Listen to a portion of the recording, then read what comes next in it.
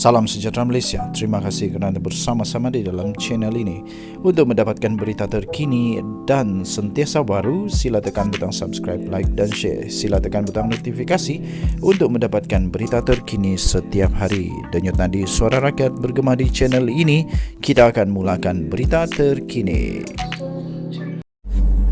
Salam sejahtera Malaysia, denyut nadi suara rakyat bergema di channel ini.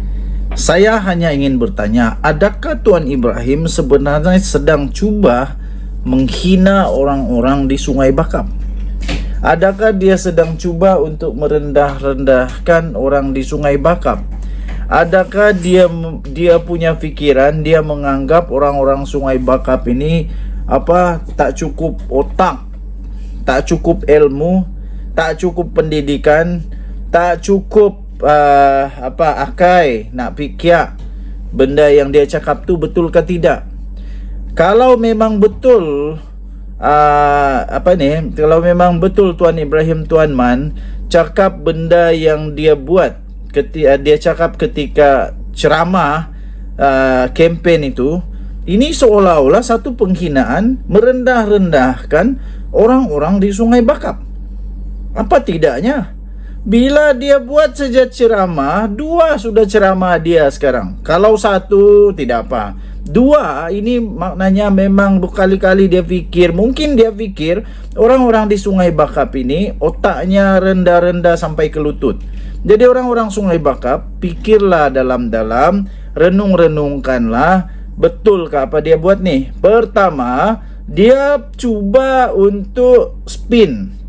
Dia cuba untuk kelentong orang-orang di Sungai Bakap. Mungkin dia tak tahu kot bahawa orang Sungai Bakap pintar-pintar, bijak-bijak. Ada kawan-kawan sebenarnya saya ada juga kawan di Sungai Bakap. Bijak orangnya, pandai orangnya, pintar orangnya. Kalau setakat Tuan Ibrahim beri contoh calon dia ada ISO punya sijil, saya fikir itu bukan caranya Tuan Ibrahim. Janganlah cuba merendah-rendahkan fikiran orang-orang di Sungai Bakap dengan bagi contoh ISO. Aduh, orang Sungai Bakap bijak-bijak, pandai-pandai.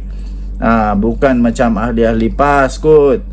Ahli-ahli PAS apa saja pemimpin dia cakap, walaupun manusia dibagi ISO, sijil ISO macam kilang, semua walaun dalam PAS semua percaya saja. Tapi orang-orang Sungai Bakap bukan begitu ya. Itu pertama. Pertama bolehlah dimaafkan, boleh dimaafkan. Kut-kut lah dia tersilap cakap. Dia bukanlah berminat untuk nak spin atau kelentong. Tapi rupa-rupanya kali kedua pun benda sama berlaku juga.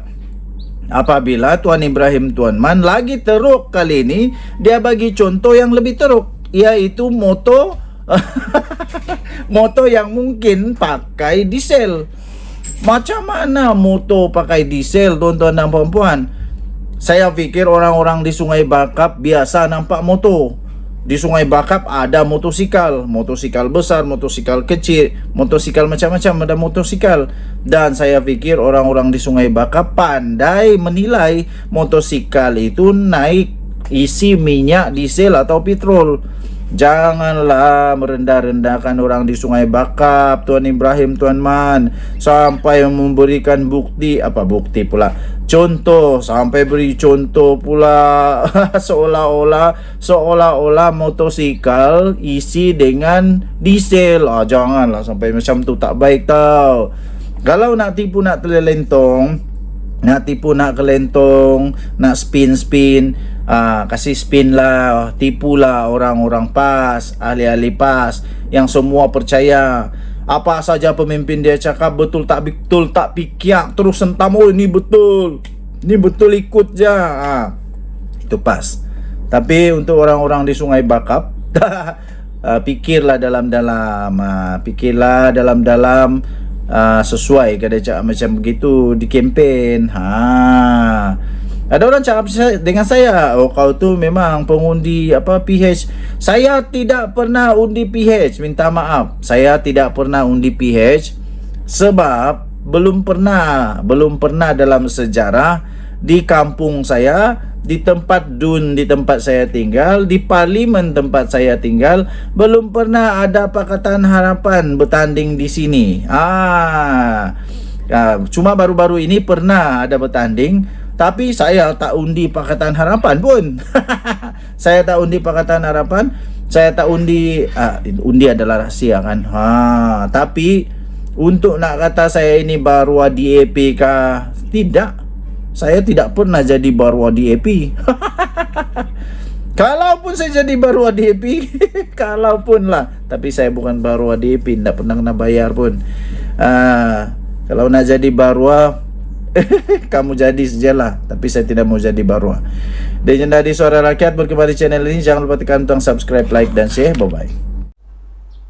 Salam sejahtera Malaysia. Silakan tinggalkan komen Anda. Adakah Anda setuju kalau saya kata prediction, the fresh prediction ataupun the latest prediction ataupun the accurate, the most possibility untuk keputusan PRK untuk Sungai Bakap akan dimenangi oleh Pakatan Harapan Barisan Nasional. Kerajaan Madani akan merampas semula tempat ini. Kerana apa? Kerana rupa-rupanya rakyat di sana baru sedar bahawa tiada apa yang boleh dilakukan oleh wakil rakyat yang bukan daripada kerajaan. Susah. Jadi keduanya kerana sudah ketahuan banyak lakonan, banyak cerita, banyak bahan kempen yang direka-reka, bahan kempen yang lucu-lucu, ada ISO lah, motosikal diesel. Aduh, memang lucu-lucu. Jadi anda setujukah kalau nanti menang untuk PRK Sungai Bakap ni adalah Pakatan Harapan Barisan Nasional? Apa pendapat anda? Saya fikir ramai kawan-kawan melihat sekarang kekuatan kepada Pakatan Harapan Barisan Nasional. Kerana dengan bergabungnya Pakatan Harapan dan Barisan Nasional, sepatutnya kekuatan mereka ini sukar untuk diatasi oleh mana-mana parti lawan. Kerana Barisan Nasional memang sudah pun pernah menjadi gergasi yang sekarang ini cuba untuk